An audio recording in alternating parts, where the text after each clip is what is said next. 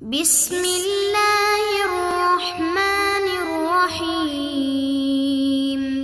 قدیم زمانے میں سیب کا ایک بڑا درخت تھا۔ اس درخت کے قریب ہی ایک چھوٹا لڑکا رہتا تھا۔ اس لڑکے کو روزانہ اس درخت کے پاس آنا اور کھیلنا اچھا لگتا تھا۔ وہ اس درخت کے اوپر چڑھ جاتا اور اس کے پھل توڑ توڑ کر کھاتا اور پھر اس کے سائے میں سو جاتا۔ وہ لڑکا اس درخت کو بہت چاہتا تھا اور اسی طرح اس درخت کو بھی اس لڑکی کے ساتھ کھیلنا اچھا لگتا تھا۔ وقت گزرتا رہا اور لڑکا بڑا ہو گیا۔ اب وہ پہلے کی طرح روزانہ اس درخت کے پاس کھیلنے نہیں آتا تھا۔ ایک روز وہ نوجوان درخت کے پاس آیا۔ وہ مایوس لگ رہا تھا۔ درخت نے اس سے کہا، آؤ میرے ساتھ کھیلو۔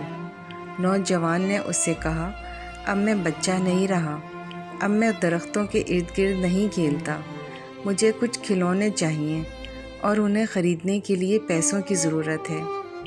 اس وقت درخت نے کہا، مجھے افسوس ہے، میرے پاس پیسے تو نہیں ہیں، لیکن میرے اوپر جو سیب لگے ہوئے ہیں تم انہیں توڑ کر بیچ سکتے ہو، اس کے بعد تمہارے پاس پیسہ آ جائے گا۔ نوجوان بہت خوش ہوا اور اس نے درخت کے سبھی سیب توڑے اور خوشی خوشی چلا گیا۔ سیب توڑنے کے بعد نوجوان واپس نہیں آیا تو درخت کو مایوسی ہوئی۔ ایک دن وہ نوجوان آیا۔ اب وہ جوان ہو چکا تھا۔ درخت بہت خوش ہوا۔ اس نے جوان سے کہا، آؤ میرے ساتھ کھیلو۔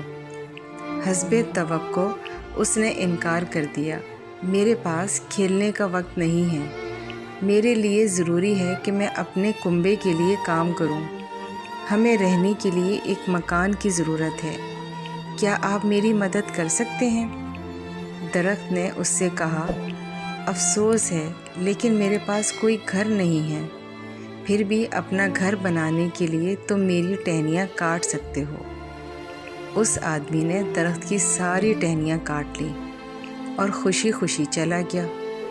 اسے خوشی دیکھ کر درخت بہت خوش تھا، لیکن اس وقت کے بعد آدمی کے پاس اس کے آنے کا اور لوٹنے کا تو درخت کو پھر سے تنہائی اور مایوسی کا احساس ہونے لگا۔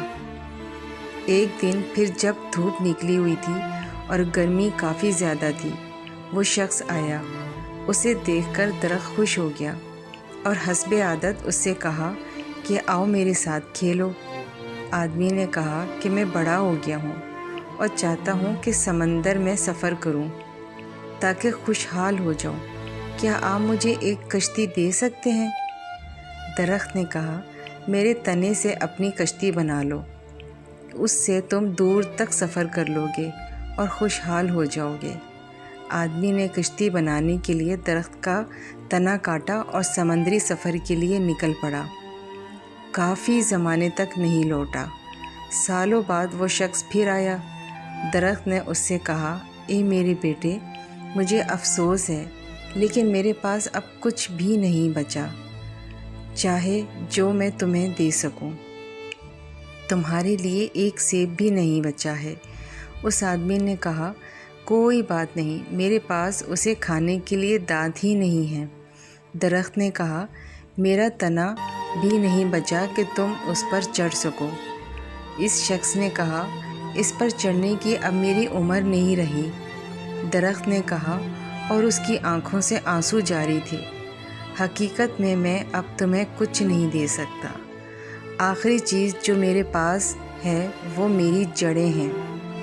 اس وقت اس آدمی نے کہا، اب مجھے زیادہ چیزوں کی ضرورت نہیں ہے، اب مجھے ایک ایسی جگہ چاہیے جہاں میں آرام کر سکوں، زندگی بھر کام کر کر کے میں تھک چکا ہوں، پرانے درخت کی جڑ ٹیک لگانے اور آرام کرنے کے لیے سب سے بہتر جگہ ہے۔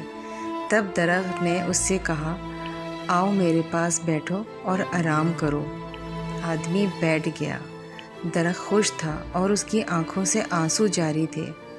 وہ بچہ آپ خود ہیں اور سیب کا وہ درخت آپ کے والدین ہیں۔ نصیحت: درخت والدین کی طرح ہیں۔ جب ہم بچے ہوتے ہیں تو ہمیں ان کے ساتھ کھیلنا اچھا لگتا ہے اور جب ہم بڑے ہو جاتے ہیں تو ہم انہیں چھوڑ کر چلے جاتے ہیں اور اسی وقت واپس آتے ہیں جب ہمیں ان سے کوئی ضرورت ہوتی ہے۔